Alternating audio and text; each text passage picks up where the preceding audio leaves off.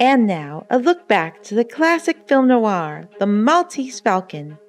The Maltese Falcon is a 1941 American film noir written and directed by John Huston in his directorial debut and is inspired by Dashiell Hammett's 1930 novel of the same name, as well as the 1931 film version.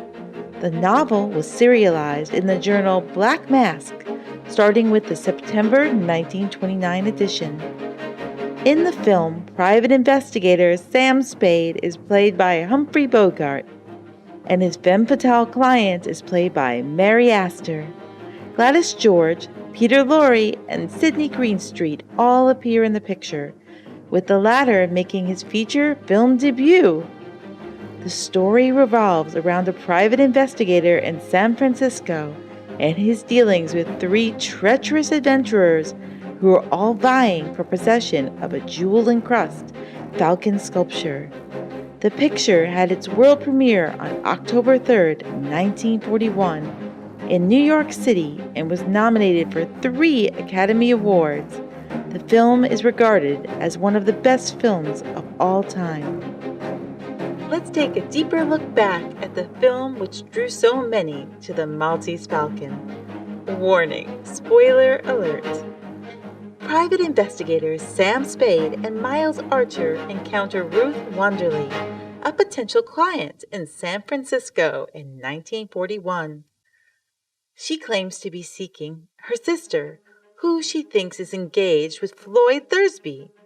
Archer decides to accompany her that night and assist her in locating her sister.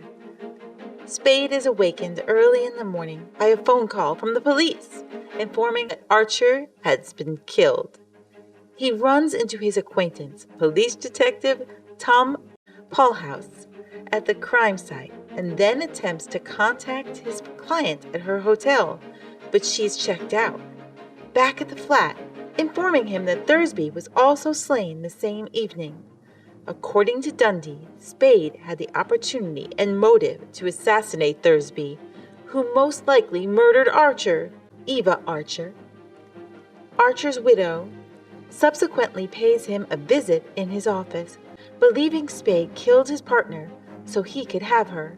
Spade meets his client, Bridget O'Shaughnessy, later that morning. She claims to have no knowledge who killed Thursby, despite the fact that Thursby was her partner and most likely killed Archer.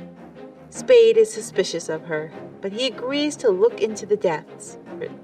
Spade encounters Joel Cairo in his office, who first offers him $5,000 to discover a black figure of a bird, then pulls a gun on him and searches the room for it. Spade knocks Cairo unconscious and searches his things. He hires Spade when Cairo arrives. Spade informs O'Shaughnessy about Cairo later that evening. When Cairo appears, it is evident that Spade's acquaintances know each other. When O'Shaughnessy reports that the fat man is in San Francisco, Cairo grows angry. Spade travels to Cairo's hotel in the morning, when he runs into Wilmer, a young man who had been following him earlier, and sends Wilmer a message for his boss, Caspar Gutman. When Spade visits Gutman, alias the Fat Man, in his hotel suite, Gutman refuses to talk about the Black Falcon, so Spade acts up a temper tantrum and walks out. Later, Wilmer kidnaps Spade and brings him to see Gutman under duress. Despite the fact that Spade has the upper hand, he meets Gutman. Gutman tells Spade about the Maltese Falcon's history before offering him $25,000 for the bird and another $25,000 after it sells, or a part of the sale revenues. Wilmer takes over after Spade passes out due to the tainted alcohol. When Spade returns to the suite, he discovers a newspaper with the arrival time of the freighter La Paloma circled in it. He arrives at the pier to see the ship is on fire. After being shot many times, the ship's captain, Jacoby, staggers into Spade's office before dying. The Maltese Falcon is in the bundle he was clutching. Before the connection goes dead, O'Shaughnessy contacts the office, offers an address, and then yells. Spade leaves the parcel at the bus station and proceeds to the address, which is an empty lot. When Spade arrives home, he discovers O'Shaughnessy lurking in a doorway. He takes her inside, where he finds Gutman, Cairo, and Wilmer, all with pistols drawn, waiting for him. Gutman gives Spade $10,000 for the Falcon, but he adds that part of his price is someone he can hand over to the cops for the killings of Thursby and Captain Jacoby, implying Wilmer, who, according to Gutman, shot both of them. Gutman and Cairo agree after much wrangling, and Wilbur is knocked unconscious and disarmed. Spade summons his secretary, Effie Perrine, to deliver the bundle shortly after sunrise. When Gutman examines the statuette, however, he discovers that it is a fake, and Wilmer flees during the commotion. Gutman regains his composure and invites Cairo to join him in Istanbul to continue their search.